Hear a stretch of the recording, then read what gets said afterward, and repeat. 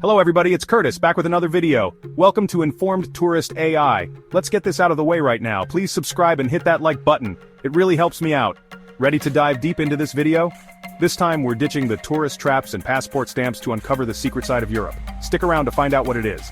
We're talking medieval fortresses clinging to cliffs, ancient villages frozen in time, and coastal paradises so secluded you'll need a map and a compass just to find them. Now on with the video. First up, we're heading to Spain, but not the Spain you see on postcards. Forget the bustling beaches and the crowded tourist spots. We're talking about Albarracin, a town tucked away in the hills of Aragon, a place where the modern world seems to have taken a back seat. Here, time seriously took a wrong turn back in the 11th century and ended up in a ditch somewhere. The medieval architecture stands as a testament to a bygone era. Think cobblestone streets so narrow you'd struggle to fit a selfie stick down them. These winding paths lead you through a maze of history and charm, ancient walls whispering tales of knights and dragons, or maybe just complaining about the lack of decent tapas bars. These walls have seen centuries of history unfold, and a population smaller than the number of likes I get on a good hair day. The locals here live a life that seems untouched by the rush of the modern world. Seriously, this place is so off the grid, the only notifications you'll be getting are from the church bells. It's a digital detox whether you want it or not. But hey, that's the beauty of it, right? The serene landscapes and the quiet ambiance make it a perfect escape. It's like stepping into a real-life medieval movie set, except instead of jousting knights, you've got tourists trying to decipher the Wi-Fi password. The blend of old and new is both amusing and fascinating. Who knew rocks could be so trendy? The natural rock formations around Albarracin add to its unique charm. But the real reason you need to add Albarracin to your travel bucket list? It's a place where history and tranquility coexist. Because it proves that sometimes, getting lost in the middle of nowhere is the best way to find yourself. In Albarracin, you can truly disconnect from the chaos and reconnect with a simpler, more peaceful way of life. Next up, we're heading north, way north, like so far north you'll need a parka and a polar bear repellent. Welcome to Gadarlur, a tiny village in the Faroe Islands that's basically on the edge of the known world. Imagine this, a village so remote, the only way to get there used to be by scaling a sheer 700-meter cliff. No, I'm not kidding. Before some brave souls carved out a tunnel in 2004, that was the daily commute. Talk about a leg day workout. Today, Gadarlur is still home to more sheep than people, but hey, at least the sheep are friendly. With fewer than 20 residents, it's the perfect place to escape the noise, the crowds, and the constant pressure to be doing something Instagrammable. Just don't expect to find a Starbucks on every corner. Alright, I know what you're thinking. Hallstatt, isn't that like the most Instagrammed place in Europe? Yeah, I get it. Hallstatt in the summer is basically a sea of selfie sticks and fanny packs. But stick with me here because in winter, this Austrian fairy tale town transforms into something truly magical. Imagine this. The crowds have vanished. The lake is a sheet of shimmering ice and the only sound you hear is the crunch of your boots on the snow. It's like stepping into a snow globe. Except instead of being shaken up, you can actually relax and enjoy the peace and quiet. Hallstatt in winter is perfect for anyone who loves the feeling of being completely isolated from the rest of the world. It's just you, the snow-covered mountains, and maybe a few friendly locals who are probably wondering why you're not at home hibernating like a normal person. Just remember to pack your warmest coat, because those Austrian winters don't mess around. Chapter 4, Tregestelle, France, where time takes a coffee break.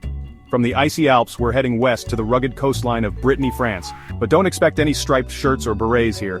Tregestelle is a town that's about as far from cliché as you can get. This sleepy seaside village is where the French go when they want to truly escape, from tourists, from technology, from the relentless pace of modern life. Seriously, the pace of life here is so slow, you might start to wonder if your watch has stopped working, but that's the beauty of Tregestelle.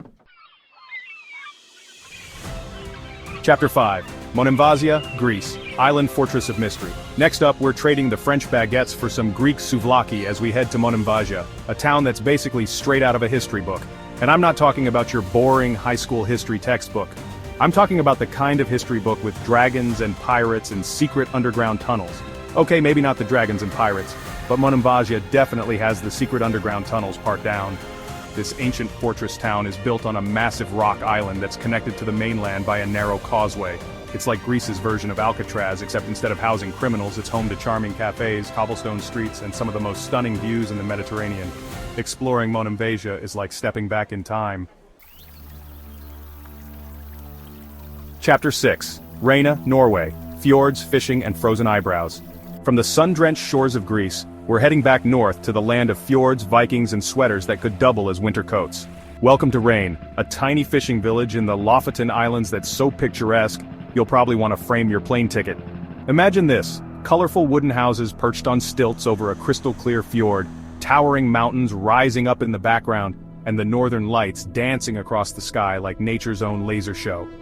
Rain is the kind of place that makes you want to ditch your phone, grab a paintbrush, and channel your inner Bob Ross. But be warned, this beauty comes at a price. And by price I mean temperatures that could freeze the snot in your nose. Seriously, pack your warmest clothes, because Raina in winter is not for the faint of heart or the thin-blooded. From the icy north, we're heading back south to Italy, the land of pasta, pizza, and towns that are literally crumbling into dust. Italy is a country rich in history, culture, and breathtaking landscapes. It's a place where ancient ruins stand side by side with modern marvels, and where every corner has a story to tell. Okay, maybe that last one wasn't on your Italian bucket list, but trust me on this one. Hidden away in the heart of Italy is a town that defies the passage of time and the forces of nature. Chivetta di Bagnoregio is a town that's as fascinating as it is precarious. This ancient village, perched high on a plateau, offers a glimpse into a world that seems almost forgotten. Perched precariously on top of a crumbling plateau, Chivetta di Bagnoregio is known as the Dying Town. The town's unique position makes it both a marvel to behold and a reminder of nature's relentless power, and it's not hard to see why. The cliffs that support the town are slowly being eroded away, making the town's future uncertain. Yet this very fragility adds to its charm and allure. With fewer than 10 permanent residents, this ancient village is literally disappearing before our eyes. The dwindling population adds to the town's ghostly atmosphere, making it feel like a place lost in time. Erosion is slowly claiming the cliffs that support the town, making it feel like a place that's frozen in time, and on the verge of disappearing completely. The relentless forces of nature are a constant reminder of the town's fragile existence. But don't let the nickname fool you. Despite its precarious position, Chivetta di Bagnoregio is a place of stunning beauty and profound history. Chivetta di Bagnoregio may be dying, but it's also one of the most beautiful and haunting places you'll ever visit. The town's beauty is accentuated by its isolation and the ever-present threat of erosion. Wander through the narrow streets, admire the medieval architecture, and imagine a time when this town was a bustling center of life. Each stone and pathway tells a story of a bygone era, inviting you to step back in time and experience the magic of Chivetta di Bagnoregio. Let's face it, sometimes you just need a break from, well, everything. The crowds, the noise, the constant pressure to be doing something, or at least to look like you're doing something on social media. If that sounds familiar, then pack your bags and your swimsuit, because we're heading to Piari, Greece.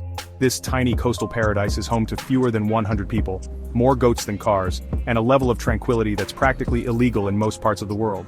Seriously, the biggest decision you'll have to make all day is whether to swim in the Aegean Sea or take a nap on the beach.